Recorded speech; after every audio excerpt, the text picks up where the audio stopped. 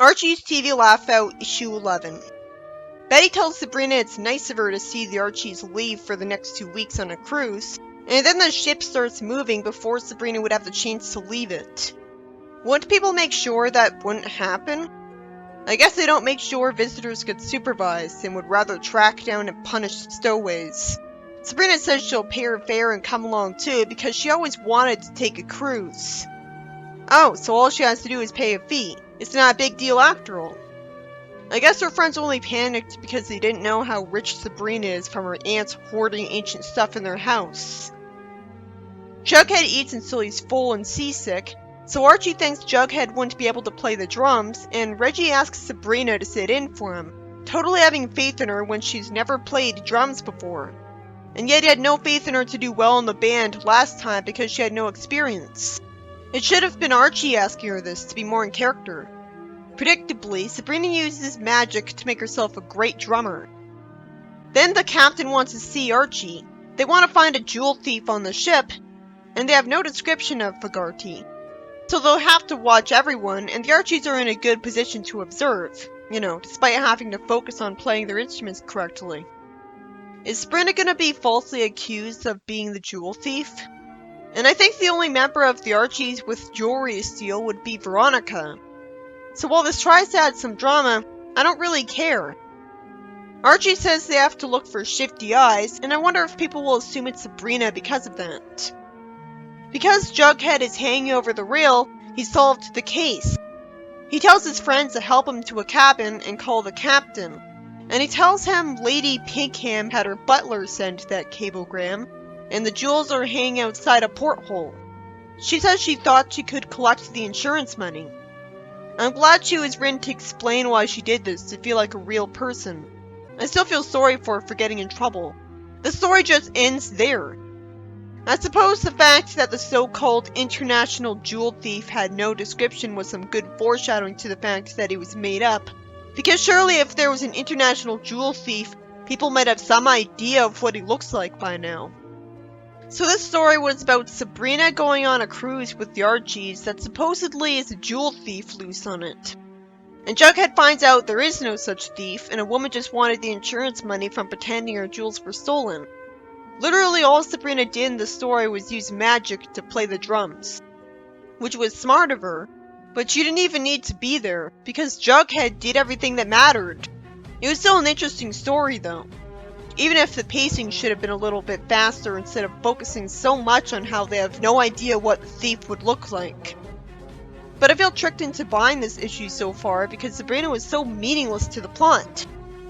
In the next story, Sabrina's looking for old dolls and toys in the attic to give them away to kids for Christmas.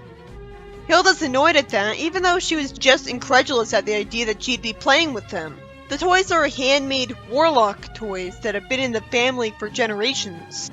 Her saying warlock toys immediately makes it obvious that there might be a plot twist where the toys have magic in them that'll activate by itself without the permission of a witch for no reason, even though that exposed magic easier. If the toys are magical, Hilda had no reason not to tell Sabrina that immediately. Although, she could always use her omnipotent powers to get rid of the magic in the toys. So while Hilda wouldn't, Sabrina would, so that wouldn't deter her. Maybe she knows that. Hilda wastes time telling Sabrina that witches are supposed to be scaring mortals. And Sabrina explains that she wanted to help some kids because their father's out of work, so Santa's not coming to their house this night. So the story's in a parallel universe from any story with Santa in it.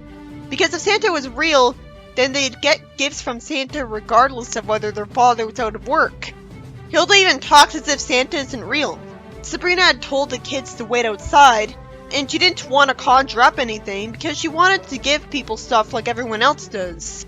Hilda's pretty unlikable in this story, wanting to shoo them away. She tells Sabrina that she's not going to weaken her with sniffling because she's a strong witch, and then Harvey gives Hilda a gift from his mother to her. Hilda lampshades that she doesn't even know her mother, but Harvey told his mother what to make for her. Hilda always wanted a knitted shawl, so she gets suspicious and wonders what Harvey wants from her. Harvey says his mom wanted to reward her for being nice to her son. Hilda's scared at hearing that. Harvey would have to have lied for his mom to think that. Hilda's flattered because something so nice was done for her, and predictably gives the kid some toys. That at least makes more sense than the toys being magical, which would have been predictable and stupid. This story wasted a lot of its time on Hilda being unlikable and not wanting Sabrina to give some kids toys for Christmas. It could have cut out a lot of panels and missed nothing, because we already know what Hilda's personality is. Eventually, there's a heartwarming but confusing part of the story where Harvey made sure that Hilda would get a wonderful gift from his mother, even though Hilda treats him badly. So she had every reason to wonder what he wanted to gain from it, because that would make more sense than him just doing this because it's Christmas. Hilda softening up was a nice twist ending, but it was predictable the minute she saw the gift she got. Archie's TV Laugh-Out Issue 12, Quit Stalling. Archie's so stressed out that he kicks his car for being outdated and always letting him down. Sabrina expresses concern, and he says the car always refuses to run when he needs it the most. I hate that he calls it a she, even when he's mad, so he wouldn't be that attached to it.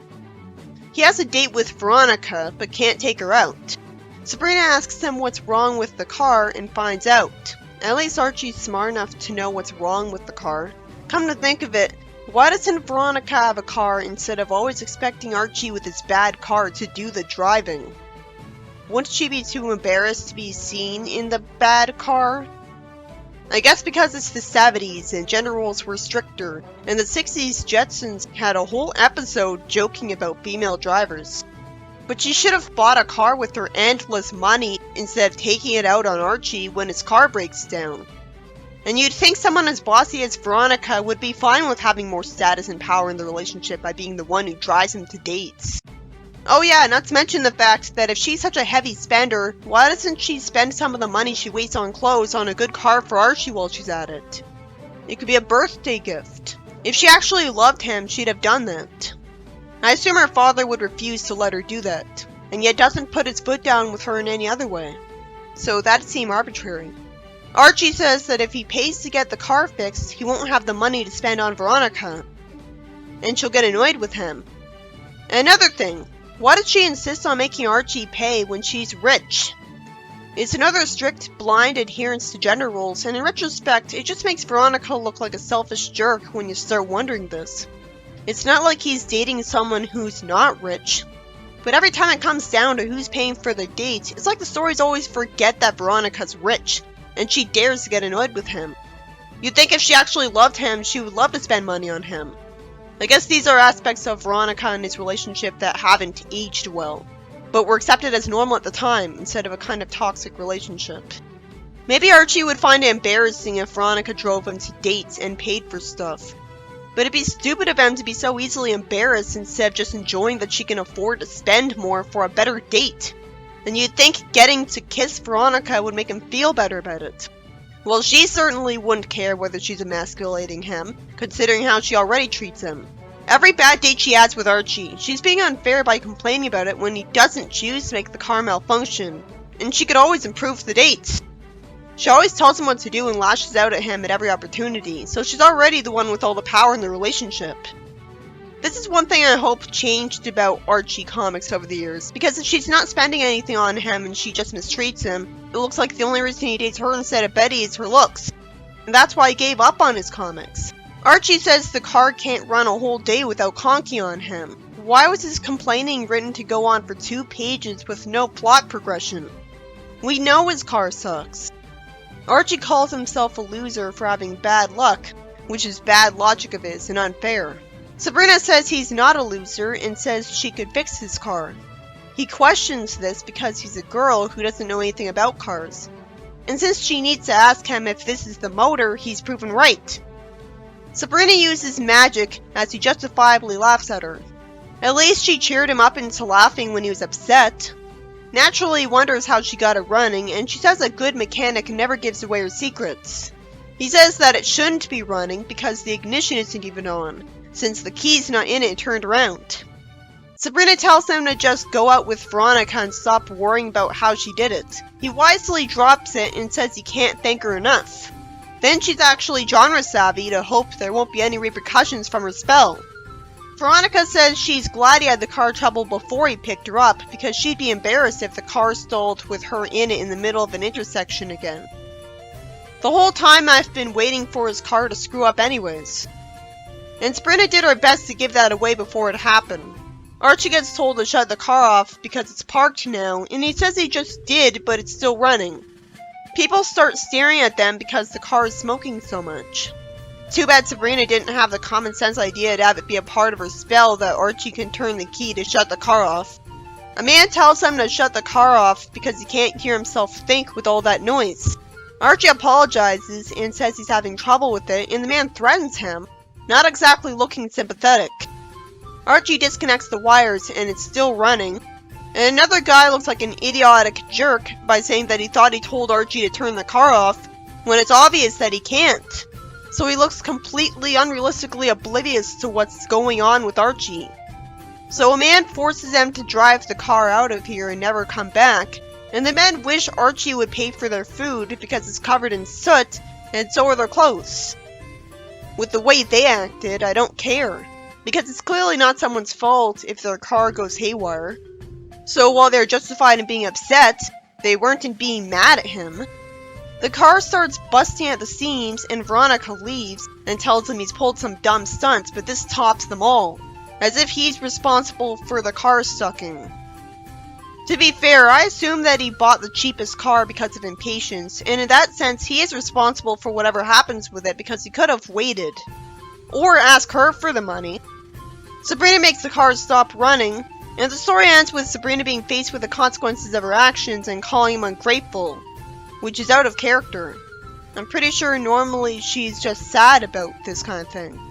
This depressing story is about Archie's car being stuck running and annoying people into forcing him to leave because it's making too much noise and sending out too much smoke. Because Sabrina cast a spell to make it start running, but somehow didn't include have it stop when Archie wants in the spell. I remember her effortlessly fixing cars with magic before. Didn't she fix Harvey's stalled car problem with magic?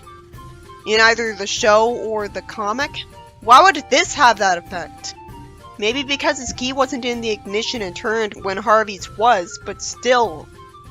There was an episode of the 70s cartoon where Archie's car was stalled, and Sabrina wasn't even next to him. She was on the phone with him. And the car wasn't stalled anymore, and there were no consequences whatsoever. She just fixed the car, no problem. So yeah, this is arbitrary. The story also caused me to realize what a stupid jerk Veronica is for not buying Archie a good car, and paying for all of the dates considering that she's rich. This would have prevented the whole plot, but somehow no one points this out. I guess it's supposed to make sense because she's a bad, selfish person. So the prospect of spending on Archie would make her mad in the short term because she'd lose money.